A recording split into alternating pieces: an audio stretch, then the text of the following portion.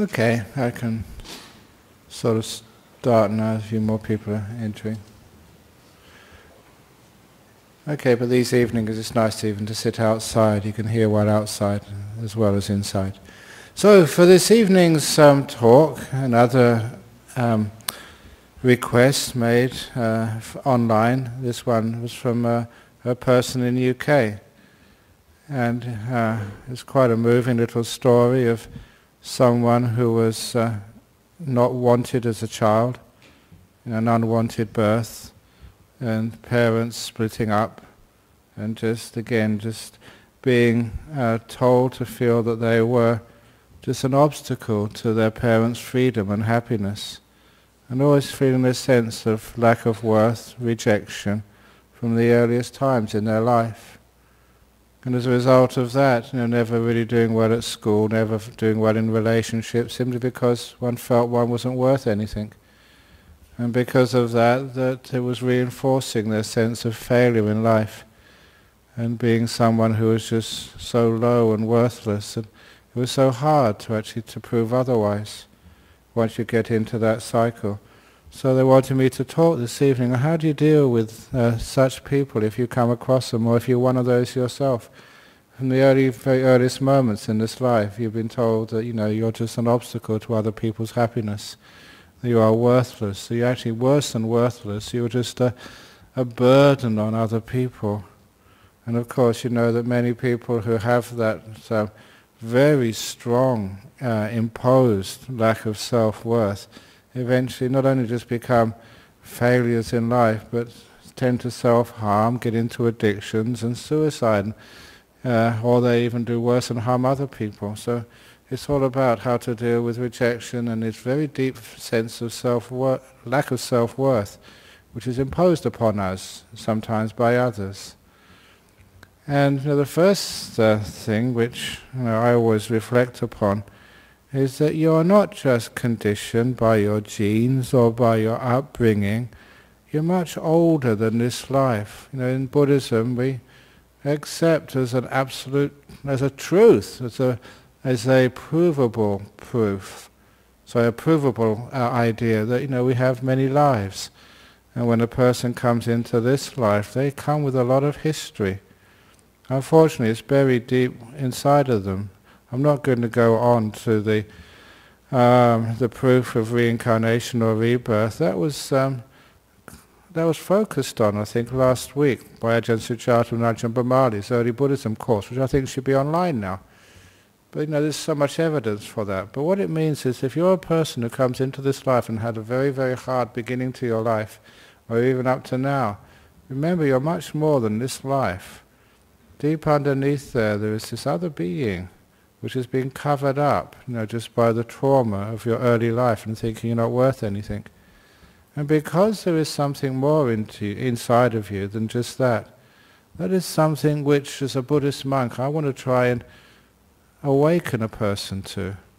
They're much more than the abuse they have suffered. They have a much longer history than that.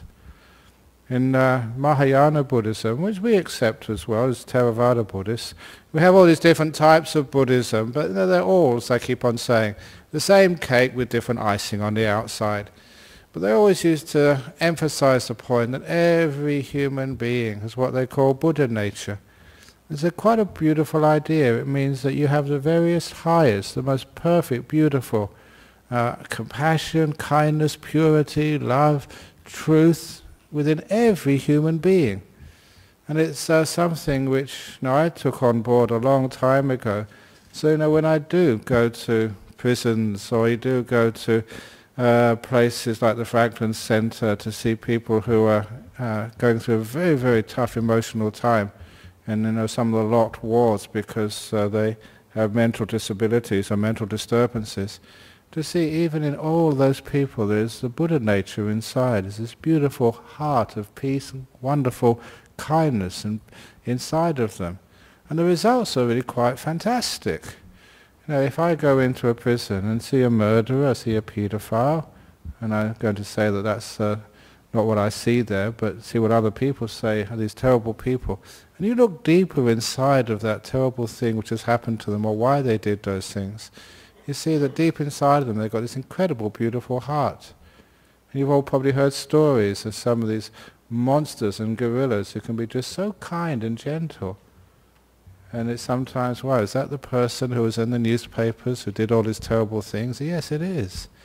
There's another part to them, which is, again, why I keep on saying there's no such thing as a prisoner, there's no such thing as a murderer, there's only people who have murdered, people who have done those bad things. There's something more to them, deeper inside of them. But it's how to get a person to recognize that, deep inside of them there is a beautiful part to them. And it doesn't really matter what other people have said to them or done to them. And believing such stuff is nowhere near as powerful as seeing for yourself what's really in the center of you. And a long time ago I developed a simile which can really help here. It was a simile of the lotus flower. It's a very old simile of a Buddha. And that's why we do have many lotuses on symbols of Buddhism.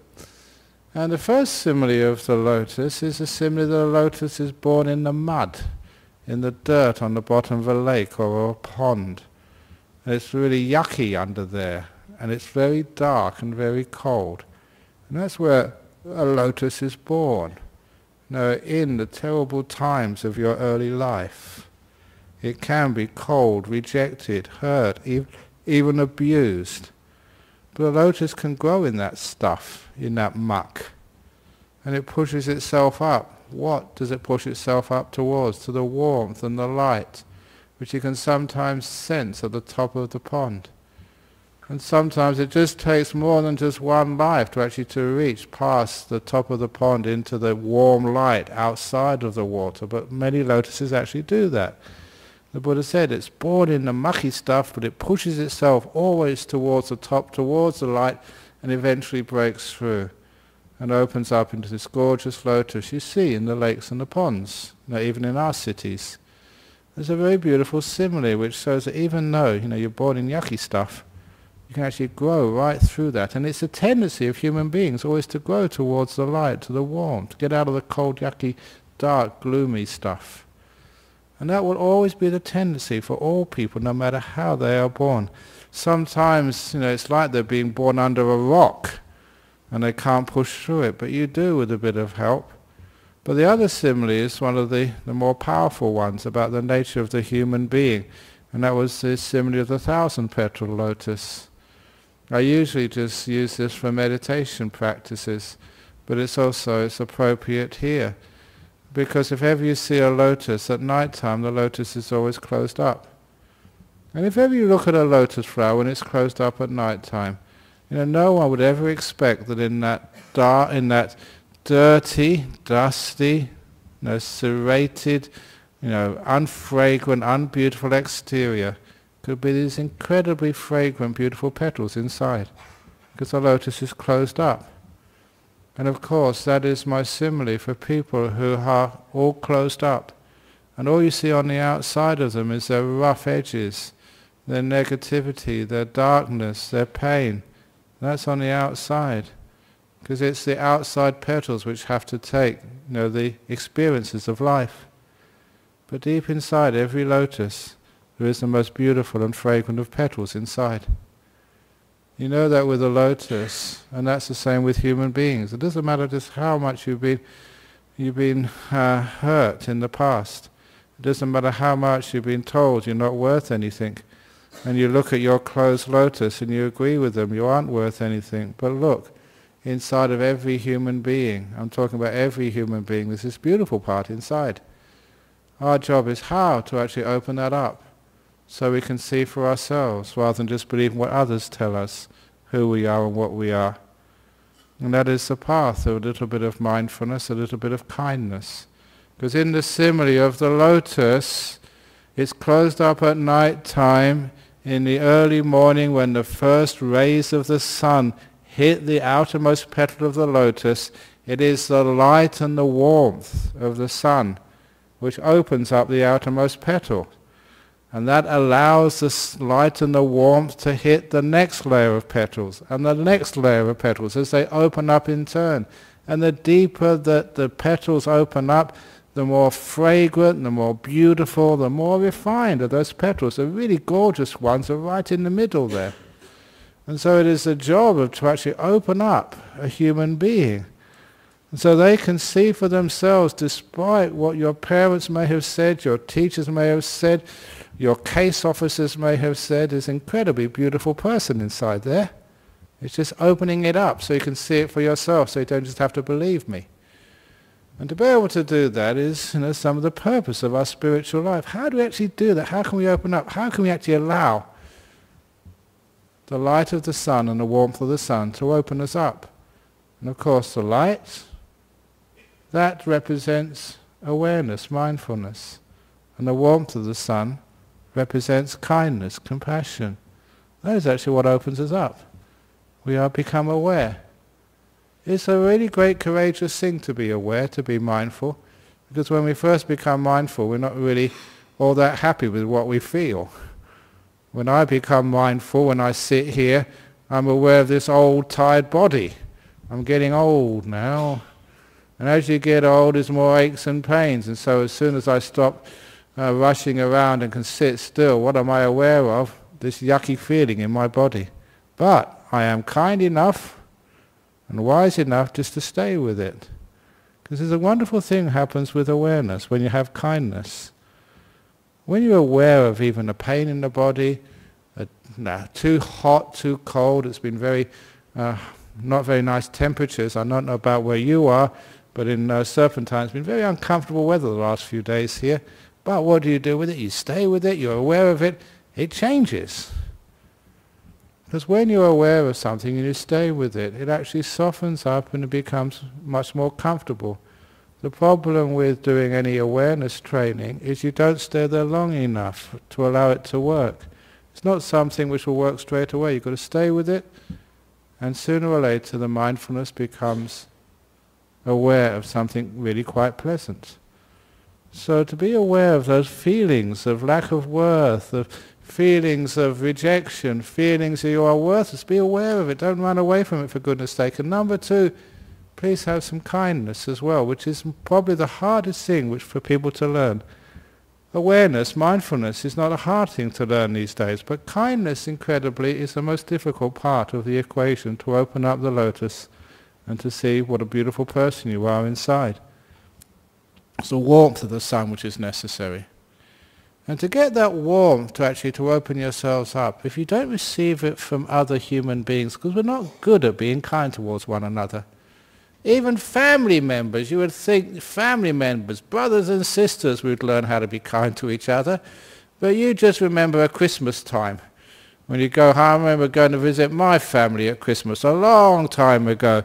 And they were just so kind to each other when they went to visit each other for about 5 minutes. Oh, nice to see you. How have you been? And then the argument started.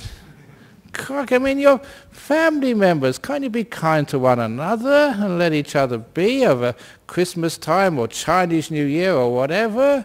Just learn how to be kind to one another. And how do you do that? At least speaking kind, looking kind, feeling kind, being kind. And that just softens all of the negativity and the bad speech, which is hard for people to do. So we do need examples of kindness so we can actually grow in simple things like loving kindness. And one of the easiest ways to learn loving kindness is to get a little pet.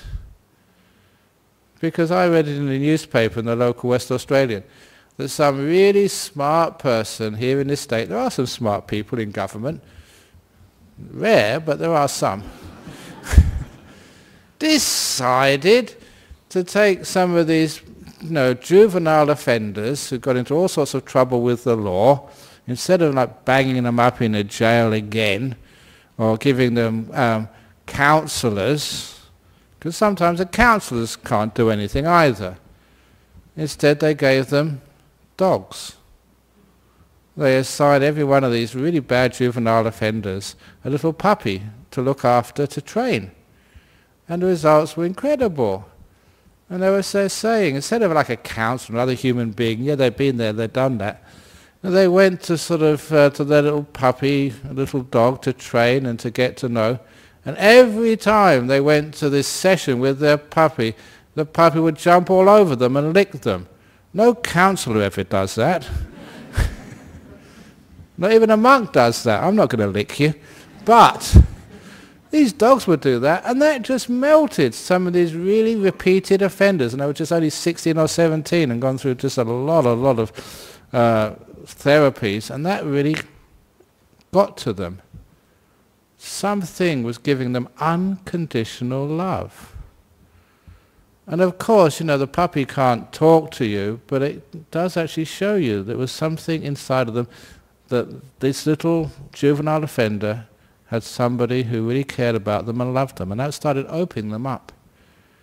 Sometimes you think, oh gee, having puppies and dogs, can't we have someone who's can actually talk to us? And I told on the retreat that when the monks from this tradition first went to England, the people there were a bit concerned. Can we? This was in the early days when there wasn't so many supporters. Can we afford to look after a monk? How much does it cost to look after a monk? And it was this guy. He became the head of this trust which looked after our monastery in England. He was an economist, and he was actually on the board of the Bank of England. He was a professor at one of the universities in England. So, he really knew his stuff about economics. So he decided to work out, before they invited any monks to their place, how much does it cost to look after a monk? And surprise, surprise, he found out that it's much cheaper to look after a monk or a nun than to look after a dog. Dogs are far more expensive. And so that when he found that out, to his surprise, and there's lots of similarities as well when you think about it, because the dogs live in little huts. We live in little huts, not dog houses, but monk houses, called kutis. And the dogs eat out of a little bowl, just like the monks eat out of a bowl. And we're always very friendly, and actually on Saturday morning people take us out for a walk, it's called arms round. And we always, if we had tails, we'd always be wagging them, because we're very happy. And we're really sort of cuddly, sometimes people want to pat you on the head, nice Ajahn Brahm. No. There's lots of similarities there, nice, soft, cuddly, but please don't cuddle me. No monks and nuns. But, because we don't have that many, you can't go and buy one from the Buddhist Society, so every home can have one. I'm sure it'd be a very good sales if we could have monk shops, have little monks there, so you can just go and buy one, when you feel a bit sad, and just take them for a walk every morning. Give them one feed a day, and they're always there for you, to make you feel happy whenever you feel down. It'd be a great idea. However, there's not enough of us around for that, so you have to put up with dogs and cats. A bit more expensive, not maybe as wise, but they've got unconditional love for you. And what it actually does, it just starts to open up your heart. It's the warmth of the sun starts to open up these kids. Have had a very, very hard life and have started to offend. And why do people offend? Everybody, every psychologist knows they've got lack of self-worth. They don't think they're worth sort of being good people. And a little dog or a cat changes all of that. They feel for the first time love from somebody else, and that's all you need. When you see it from somebody else, you see it inside of yourself. That is why, just going to prison, seeing the Buddha nature inside somebody, I'm like the little dog sees something, unconditional love towards these monsters, which other people think are monsters. I see unconditional love. If you're a dog, you don't care what crime your owner has committed. You don't care, just their reputation in life. You just flick them like hell. And you jump all over them. Because you've got this beautiful, unconditional love. And that opens people up. Which is one of the reasons why this person in the UK who asked me this question, if you really do feel you have a lack of self-worth, and you're not worth anything at all, you're like a little ant who deserves to be squashed. I think that's the word which she used. And everyone else is putting you down in this world. And if you can't get to decent people who are wise enough to give you that unconditional love, just get it from a pet, especially a little dog. and learn unconditional love from one of the experts in our world. And just that will sort of start to open you up. You find a dog loves you and is kind to you. And from that, you say, why is it that this dog actually likes me? There must be something that dog can see in you which is lovable. They can see that little Buddha nature inside. It softens you. And then you can start to look inside yourself. One of the other little practices which I ask people to do, if you think you're hopeless, no worth, no self-esteem at all, is actually to get the piece of paper out. I don't know how many times I've done this with a person, and this big piece of paper lying down the middle, your name on the top, and then just to get people going, okay, why don't you like yourself? What's wrong with you? And they put that down on the left-hand side of the line, and they do that. And they do that so quickly. And then once they finish that up, I ask them, okay, right-hand side of the line, write something beautiful about yourself. Something which you've done which is kind. You know that sometimes I've sat next to them, I've had to help them. They can't think of anything which is good about themselves. And so I just ask them questions, you know, did you pat a dog today? Did you give some water to the birds? Or there's a little, beautiful little wild rabbit at our Jhana Grove Retreat Centre turned up a few days ago. And one of the Anagarikas, you know, had broken a little precept. And he's really upset about himself. And so I said, I'll give you a penance. What's a penance? What do I have to do? And so there's a hungry rabbit over in Jhana Grove. Go and take a carrot from the kitchen and go and give it to the rabbit. It's a wonderful little thing. A little wild rabbit. It's just hiding there because it's really hot in the forest. And then next to the wall by the Japanese garden, those of you who know Jhana Grove, he's just been hanging out there to get away from the heat of the forest. And so you just go up to him and just give him a carrot. And it's just so cute. And you know, even if you're a multiple murderer, it will soften you. Just see a little rabbit just twitching its little face and smelling the rabbit and then really getting into it. And apparently it eats it really fast. It's a very guzzly rabbit. But anyway, it's just beautiful to be able to feed it. And that makes you really soft. It makes you not to be so negative towards yourself. So a little bit of kindness with a rabbit, you know, with a dog or something, it just starts to open your heart up. And then you can write that down on the right-hand side. Yeah, I gave a carrot to a rabbit today. And it's a strange thing, which may be, you know, not strange for you because you can understand these things, but for others it's a strange thing that once they get the first thing down, the second thing is much easier.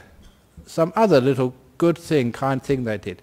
And the next thing, and the next thing, and they can actually soon fill up the right side of the paper. And the next thing which you do is to tear the paper in half along the middle line. You throw all the bad stuff away. That belongs in the trash can, and you keep the right-hand side. All of your good qualities, which somehow or another, you know, you've managed to open up to. And you keep looking at that, you realize you're not such a bad person. In fact, you're really quite good. You've got some kind qualities, and once you keep thinking about those kind qualities, they tend to grow. And you become a kinder, more compassionate, spending more time with other people start to like you, and you can't believe it. What, they like me? It's a strange thing like being a monk, especially the young monks here. Sometimes they think, oh, Ajahn Brahm, he's so wise, he's been a monk for 40 years, but me, I don't know nothing. But we have this little ways of even bringing up their confidence that they know a lot about Buddhism, they know a lot about Dhamma. They've been trained by me, they've been brainwashed by me, they know a lot. And so we have this youth group every Saturday evening, the Kalyana Mitta group. Yeah, of course I could go to that group and teach them, but that's missing out. I get the younger monks, push them in there. And then afterwards, they come back and they think, wow, people actually enjoyed what I said. They actually thought I was wise. And you know, that's a mind-blowing for some of the young monks. What? I am wise? Because a lot of us, you know, we always have this, again, this lack of self-esteem. Somehow or other, you know, this is ordinary people, not the people who have really been through hell and managed to survive somehow and come out with this really bad idea. Just most people just totally undersell themselves. And they don't think they are good enough. Look, I have these great little stories. And sometimes, why aren't you good enough? Who says you're not good enough? That's why I'm really against all these self-improvement courses. When I taught a retreat recently over at Jhana Grove, I said this is not anything to do with self-improvement. Who said you're not good enough? You don't need to be improved. You're good enough as you are. So if anybody sort of signs you up for some self-improvement course, just throw it back at them. Who are you to say I'm not good enough? I'm good enough as I am. And that's it. I don't need to be improved. And you know you don't. Can you believe that? Can you accept that? If you can, I mean, you're on the way to enlightenment. But a lot of us think, no, I've got to fix up things first of all. I'm terrible. And that is not the way to have peace of mind, compassion. That's not the way to open up the lotus. Try to fix yourself up. Your lotus opens up through awareness, not criticism, but kindness, compassion, allowing yourself to be who you are, no matter what that is. That gives you the confidence. And the confidence starts to open up really deep down inside of yourself. It's one of the reasons why that, you know, there's far too much criticism in our world. And please don't be one of those people who criticizes. Be one of those ones who praises. Now take your children, for example. Don't you bring up children like the person who wrote to me from UK, always putting down your kids. You're not good enough. You're in my way. I've got work to do. I can't spend time with you. Please, give your kids some confidence in their life. Give them time. Give them compassion. Always be pleased to see them. If you're a father or a mother, pretend you're the dog. As soon as you see your kid, wag your tail. Lick them. Or not. No, don't you know, kid, I'm busy. Get out. Do your homework. Watch the TV. Whatever it is, because if you don't show that kindness and love to your kid, of course the kid thinks they're not worth anything, that your work is worth much more. And if they don't do well at school, and you to keep telling them off for not doing well at school, what type of kid are you creating? You don't have to do well at school. And one of the cases in point, which I love bringing up, again usually only on retreats, there was one of my favorite monks in Thailand, a long time ago. I only heard about him when I was a young monk. I never actually met him, but the reason why I was impressed by him was his story, how he became a monk and how he became fully enlightened. Because he was a young kid when he went to grade 1 in school in the northeast of Thailand. It was only basic education, only 4 years of school. This was over 40, 50 years ago. Only 4 years at school, and then you were out in the fields ploughing and doing stuff with your father and mother as subsistence economy. So when he went to grade 1 at school, after finishing the year, his teacher said, I'm sorry, I can't pass you. You can't go on to grade 2. You have to repeat grade 1. I don't know how anyone could fail grade 1 at school. You know, maybe plasticine, you can't do plasticine. I don't know what you do. How can you fail grade 1? But this kid was so stupid, he failed grade 1 and had to repeat it. Well, all his friends went on to grade 2. And after another year in grade 1, his teacher said, look, I'm sorry, just with the best will in the world, you have to repeat it for a 3rd year. And after 3 years of repeating grade 1 at school, the teacher, the headmaster again, sorry, we can't pass this kid. He's that stupid. And anyone who can't pass grade 1 after 3 tries, it's a waste of time sort of, you know, getting him to help plough the fields. It doesn't know one end of a water buffalo from another end. And So the only place they could send him, this was in Thailand in those times, if you were that stupid you can't pass grade 1 after 3 years, was to send him to the monastery and make him a novice monk. Now not all novice monks start their life out like that. And the reason they sent him to the monastery, the village monastery, because that was just a catch-all, that was a social safety net. And at least the head monk in these monasteries are always incredibly kind and so patient, much more patient, than any sort of teacher in a school.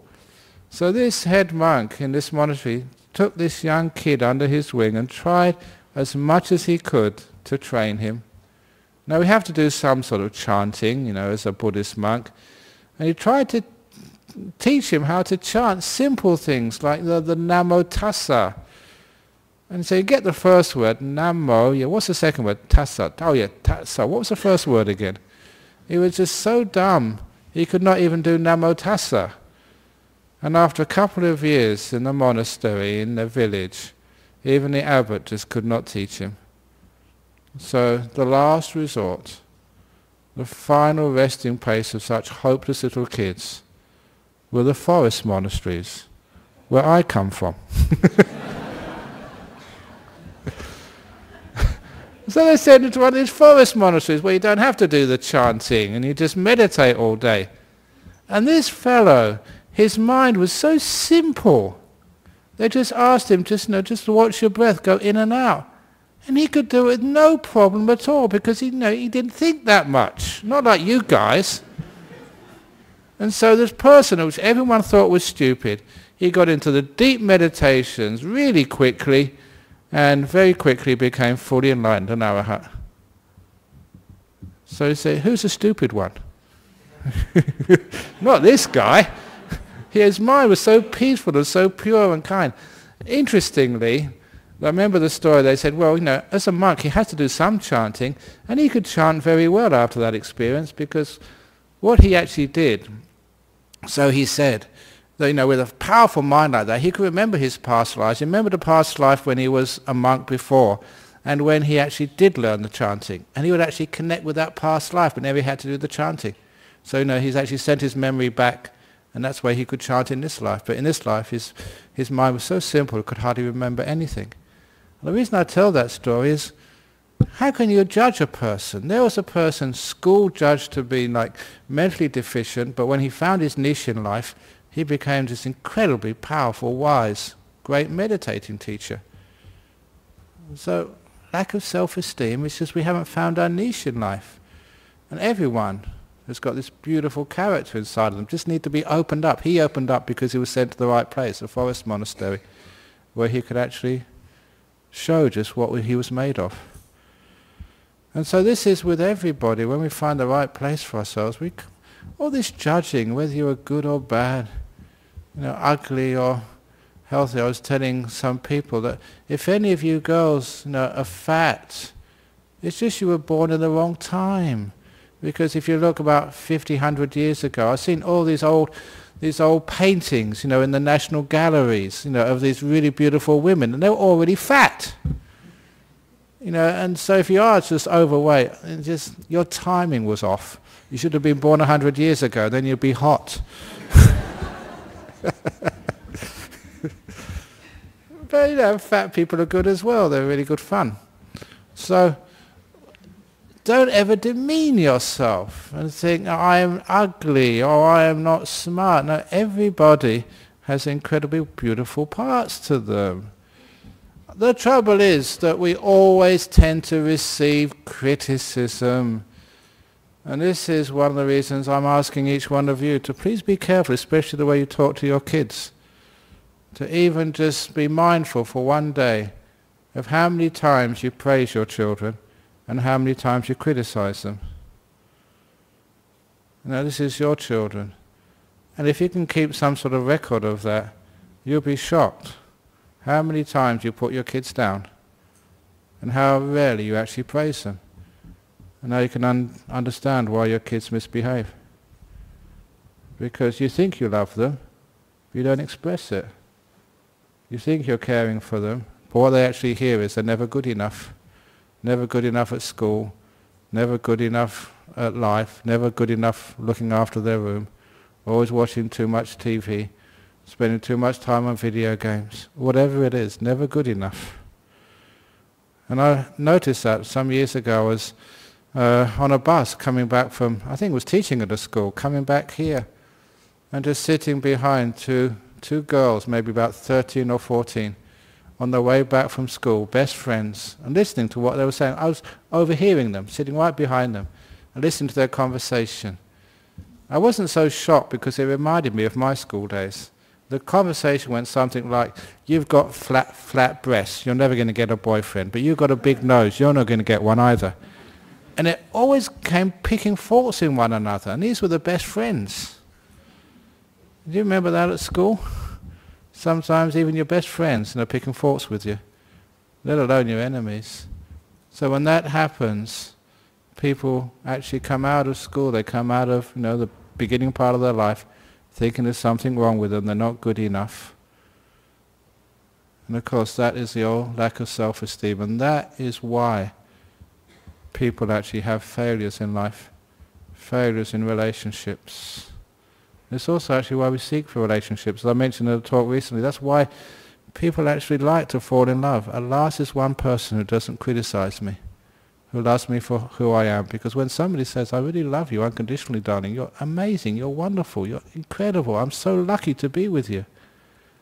For some people that's the first time in their life they feel validated. What? I'm okay? It's an incredible gift of that unconditional love which a person gives you. But unfortunately, because it's a romantic love, it usually doesn't last that long. And that's a really downer afterwards, when at last you thought you were worth something and they reject you. That's one of the reasons why breakups can be just so devastating for people. But why can't we do that with one another, even though there's no sort of romantic or sexual relationship involved? Why can't we respect one another and show kindness to one another and praise one another? And my goodness, that's what I keep trying to do at monasteries and try to do at Buddhist societies and try and do with each one of you. Always building you up and praising you. Thank you so much for coming here. Thank you so much for all the incredible generous acts you've done in this world. Because you receive that praise, what does that do for you? It does feel that you are worth something. I got my other trick for those of you who come to give food at Bodhinyana Monastery. I always look at you and say, oh, thank you for coming, young woman. And they're in their 70s.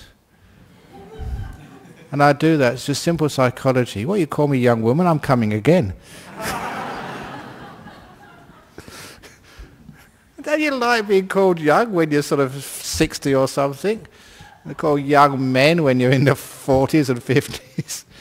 It's a simple thing of like praise and kindness. Yeah, well, maybe a bit lying, but not that much. What's very nice about it is you're saying kind things to people. You know how much people lap that up when you say kind things to them? You should try that more often. It's amazing just what you get out of life by just being kind to people. There was some time ago, one of our monks spent time in hospital. I think it was in Fremantle Hospital. And I asked him when he came out, it was only a small thing, I said, how did you enjoy, what was it like in there? He said, I had a wonderful time, people were so kind, and they were just so nice to me, all the nurses. I said, well, you should actually write to somebody to thank them. And he wrote to the Minister of Health, saying thank you for your hospital. And you know what happened? I think it was McGowan. Was it McGowan, Minister of Health? Anyway, Minister of Health some time ago, he got this personal letter back. Not dictated to a secretary, not printed out on the top, but handwritten to this monk. Oh, thank you so much. I got your letter. That made my day. Thank you for enjoying just this wonderful health service. Signed the minister or something. You complain about not having enough beds and send it to the minister. You don't even get a letter back from the undersecretary of the secretary of the secretary. You don't get anything back at all. But you do a letter of praise, and it's incredible what that opens up for you. And afterwards I said, why is that? It's because it's so rare. We're always criticizing, putting each other down. And what happens? We lack this self-esteem. Some of us get so low. That's all we ever get when we grow up. That's a terrible world to live in. So yeah, maybe a few people are very unlucky enough to have parents who give you that 24 hours a day throughout your whole upbringing. But you don't do that to your kids, to your friends. Please do much more praise in this world. So people don't have this lack of self-esteem. They have courage. They feel, yeah, they can go into life and do things. They can try out relationships. Yeah, they don't work this time. It doesn't mean you're a failure.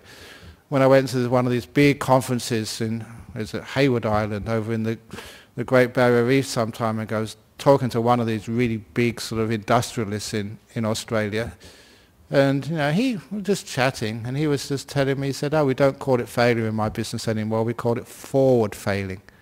So what a beautiful little way of talking about it. You don't fail in life. You do a business, it doesn't work out. You try a relationship, and it doesn't work out.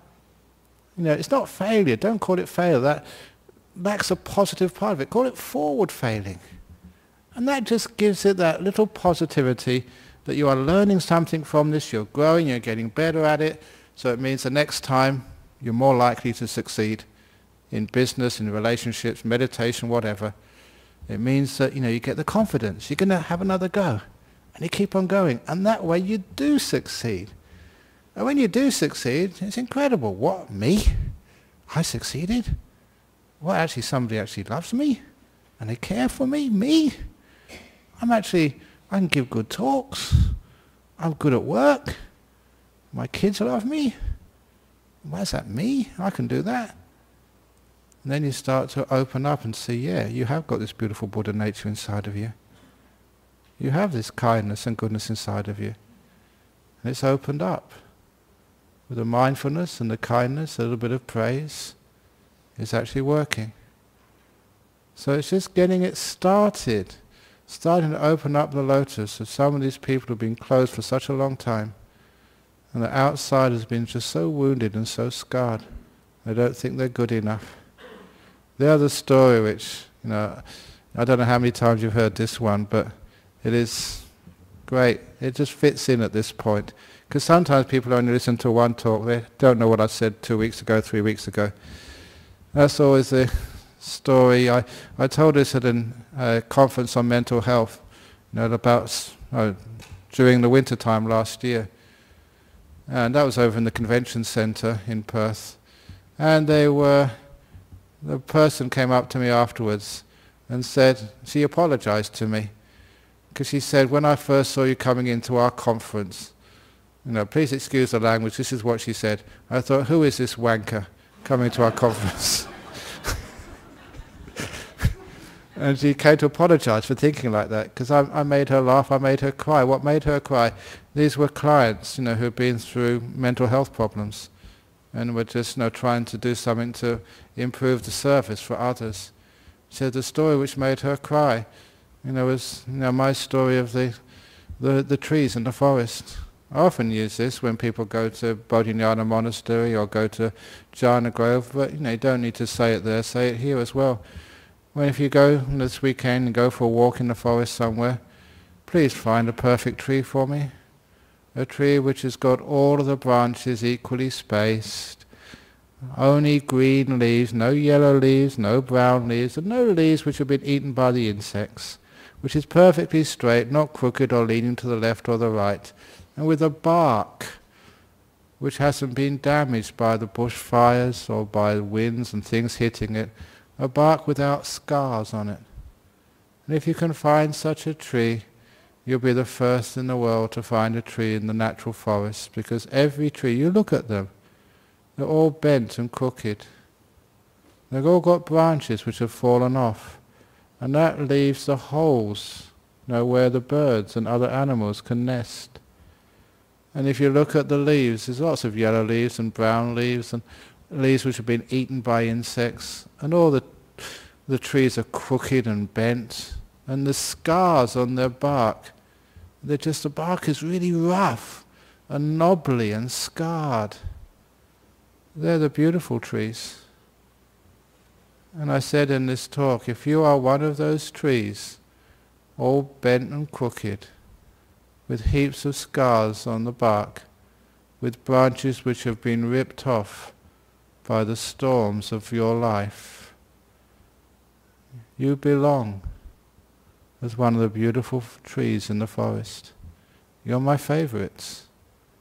Because certainly I like the crooked trees, the bent trees, with all the scars and the knobbly bits on the outside. They're the ones which are beautiful.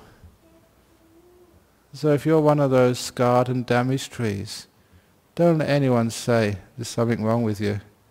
In fact, if you're totally perfect without scars, you're not bent at all, there's something wrong with you now. You're unnatural. That doesn't exist. You're not beautiful. What that actually does, it takes people who have been through difficult times, and instead of looking at them as if they don't belong, they do belong.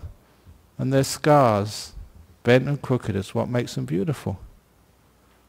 What they're doing is they're seeing beyond what other people see. They're seeing the beauty inside of them. They're opening up the lotus to see the Buddha nature inside of them. It's incredible when people do that. They blossom. You don't have to be like a supermodel or some footballer for the West Coast Eagles or the Dockers to be incredibly hot. All you need to do is to open your heart and see this beautiful kindness and joy and purity inside every human being. And then when you start to do that, what other people said about you just doesn't make any sense at all. You totally reject what other people say, because you can see inside of yourself what's really true. Whether your parents didn't love you, they rejected you, they beat you, they sexually abused you. That happens to so many people. That doesn't make you an ugly person. It's not that you don't belong. Yeah, you're bent, you're crooked, you're scarred. You're beautiful. And when you can start to see that, your lotus opens. You find you belong. Your lack of self-esteem, the feeling that you don't belong, that you're rejected, disappears. And then all the other beautiful things in life, the relationships, the success, going to work, the joy, the happiness, the laughter, it all comes to you. You open up. A lot of times, because of fear, we close up, hurt so many times we don't want to trust anybody. But the only thing which opens you up is the kindness, the mindfulness. It opens you up enough to trust. There's lots of beautiful people out there. There's lots of dogs who've got unconditional love. If dogs have got that, how many human beings have got even more? When that starts to happen, people just soften, open, heal. And instead of causing harm to themselves and in this world, they don't go out trying to do good in this world. They just naturally do good. Kind, beautiful, happy people who just want to spend time with one another. Why? Just like a dog will come and run up to you and lick you, even though they don't even know who you are. And that's a beautiful kindness in our world. When you see that, it's there. We need more of it. We need it to be shown more and more. So please never lose the opportunity, never pass it by, to be kind to someone, to say a beautiful word. Whether it's a bus driver who takes you to work in the morning, whether it's somebody stuck in the traffic, you can roll your window down, hi. Little acts of kindness. One of the hardest places to crack, for me anyway, is the London Underground. But I've succeeded many times. If you ever go in the London Underground, you're not allowed to look at each other. You've got to look down. And you've got your paper, and someone's looking at you. What do they want? But as a monk, you can do that. I remember just very easy. You're stuck in this underground. I don't know how long, and this is depressing. So I saw this girl. She was holding her baby, and I told a fib. I looked up and said, "Oh, that's a beautiful baby." I don't like babies, but I said it was a beautiful baby. And that just opened this girl up. And she said, "Oh, really?" He said, "Who are you? Where are you from?" "Oh, you're from Australia. You're a monk." We had this beautiful conversation to the very end. Just a tiny little bit of kindness like that. And that's a wonderful way to open up to somebody. Say she's got a beautiful kid. straight away, mothers love that. Straight away, you're their friend. So little things like that, just amazing what you can do. Just compliment somebody on a little bit of praise. It's just so rare that people actually open up, they accept it, and you can change the whole journey that way. And that's actually how we can create a better world. And so there's many poor people, like the person who asked me this question. And it needs not just me, it needs each one of you to be kind, to praise one another, to say hello. Even a simple thing, just to smile. Smile at somebody. It doesn't matter if they don't smile back. Wear them down with your smiling. And after a while, that just people give in. And then they feel they're loved, they're cared for. Somebody smiled at me today. Wow, made my whole day. And that's happened to me. I just smiled at somebody and just thought it was normal. They come back, your smile made me so happy. Made me change the whole course of my day, thank you. Simple things can do that. So you go out there and do that. So these people in this world who have had some incredible bad childhoods, haven't been loved by their parents, relationships never worked out, always been criticized at work and life and feel themselves a failure. You go out there and smile at them, say hello to them, be kind, a little bit of praise. It's so rare, it just melts them. You be the dog who licks them, metaphorically. And that, don't do it literally. And that will actually change people's lives and make a lot of people, and maybe you as well listening here, who think you're not worth anything. You realize, yeah, you've been burnt, you've been injured, but you are a beautiful tree. And most importantly, you belong. Thank you for listening.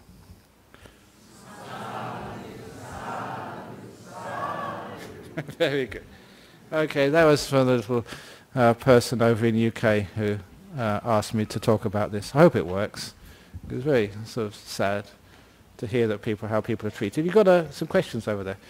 Okay, these are questions from overseas. Any questions from here? We can just deal with them in a few moments. Here we go. First of all, from Malta. What do you suggest for someone who suffers severe low self-confidence as a result of bullying in childhood and at work? I can give you this one is from Malta. You keep tuning in from here, Christine from Malta, and your self-confidence will grow and grow and grow and grow because you're receiving a lot of praise and a lot of see if you can find yourself a nice little dog over in Malta. And the dog teaches you that you are wonderful, you're a great person. And from the dog meditation, you can go out to people meditation. And, people get bullied. One of the troubles with bullying, I gave a talk on bullying some years ago, is the hierarchies we have. Whenever there's hierarchies, people in high positions, the bosses at work, there's always going to be the bullying. It's like, in schoolyards, if you have kids in the same schoolyard of vastly different ages and different physical prowess, of course there's going to be bullying sometimes. So the hierarchies is one of the reasons why there's bullying. So if you can, bullying in childhood, that's gone now. But at work, please find a nice place of work. There's many good places of work. And people who bully you at work, that's not good for the company, not good for you. And just don't take what they say seriously, in one ear and out the other. And find some really nice friends. And you practice, this is even though that you're a victim. And I was saying today, there's only 2 letters different between being a victim and a victor. So turn it around to be a victor. But just you go around praising people at work. You go around being kind at work.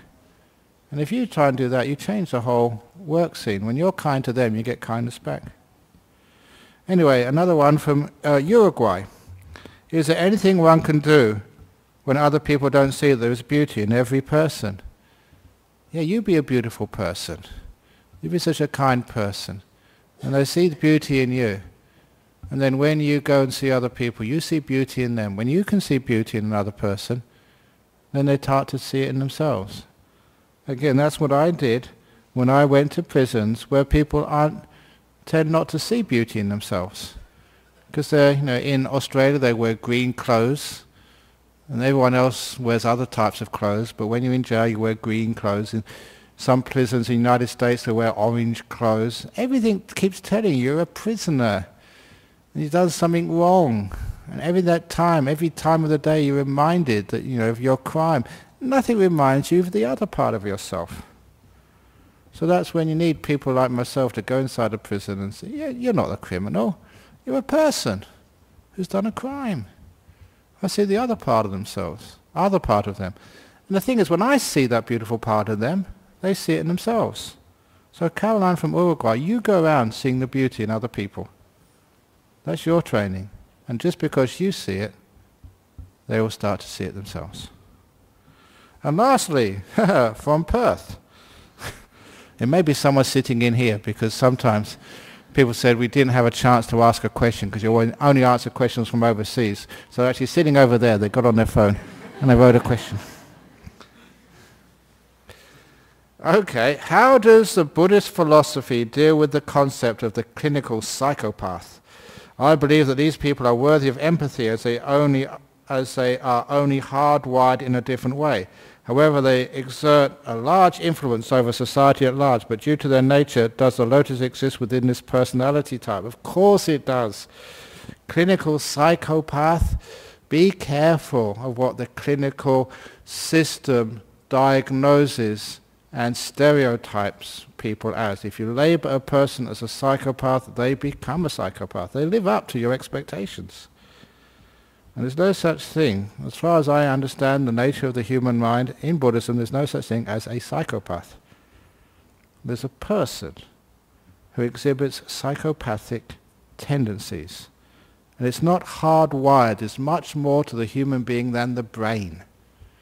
And don't think there's something wrong with the brain, that's why they do these things. Otherwise you give them all of these chemicals, to try and change their brain chemistry.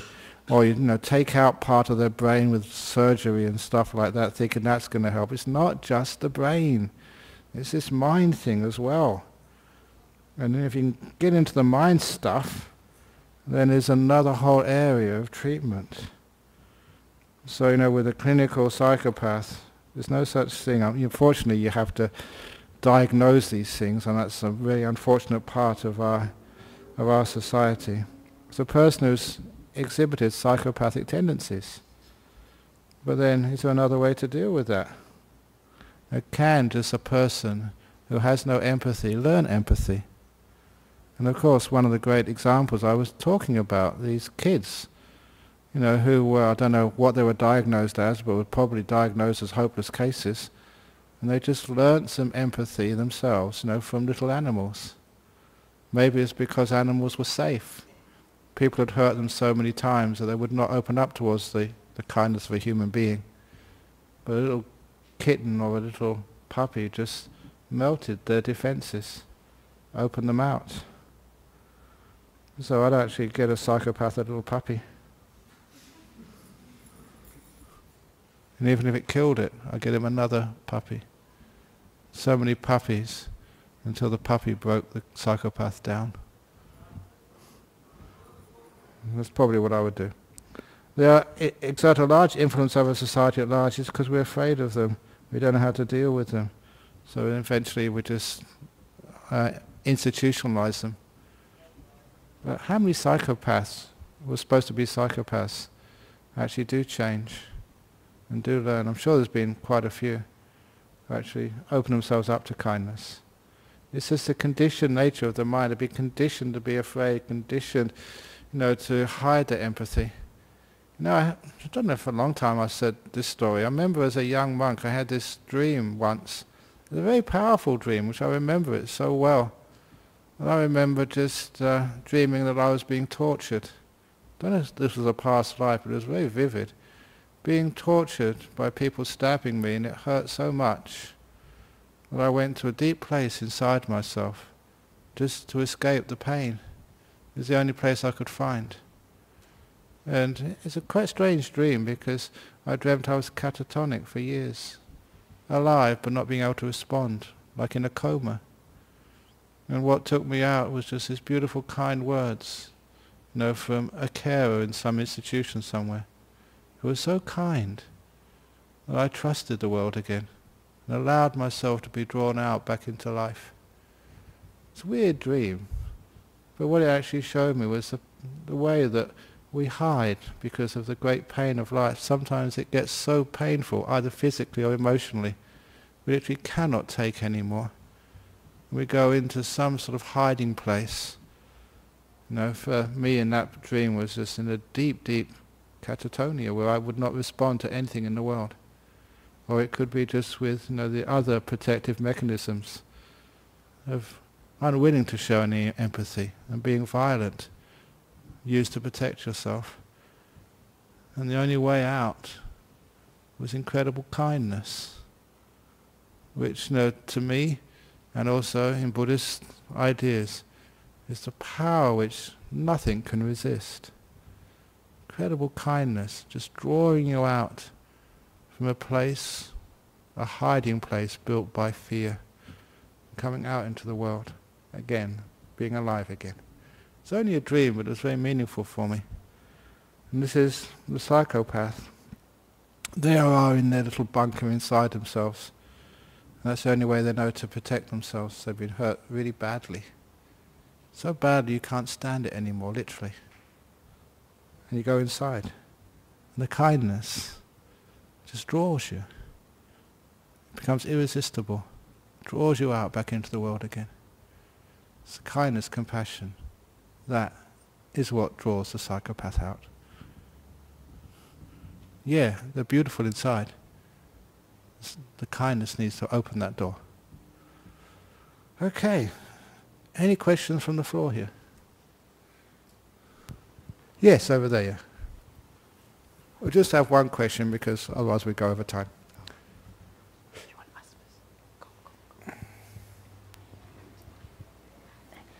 You said earlier in the talk that there's no need for self-improvement. Yeah. And so my first question is this: isn't self-improvement just about growth? And isn't growth just what we are doing right now, about learning meditation, coming to talks like this? Yeah. And my second question is that how do we reconcile growth and being content? Well, exactly. It's when you're content, only then do you grow. And this is the same thing with self-improvement. If you're trying to improve yourself, you tend to get worse. We've been trying to do that for years, trying to improve society, trying to improve the economy, trying to improve... And a lot of times there's something psychologically wrong with that. I don't know if you've got a partner in life, but please never, if you've got a nice partner, a boyfriend or a husband, please don't try to improve him. If you try and improve him, you'll destroy your relationship. It's not about improving the person you stay with, it's by caring for him. And when you care for him, then he improves, then he grows, just like you. If someone cared for you, really cared for you, you'd blossom, you'd grow. To grow a flower, you don't need to stretch it, you just need to care for it, the warmth of the sun. You've got enough water in the ground, enough nutrients there, it just needs the sun to actually turn those nutrients in the soil and the water into this beautiful flower or tree, whatever it is. That's how things grow, from kindness. Sometimes I was talking with someone earlier about regenerating parts of the forest. The best way to regenerate part of the forest is just to fence it and keep people out. Keep people from trying to improve it. And it grows naturally. It improves naturally. It's the nature of this world to do that. If we can only leave it alone. If someone could only leave you alone, instead of always trying to get you to change this and improve this and learn that, they could just leave you alone.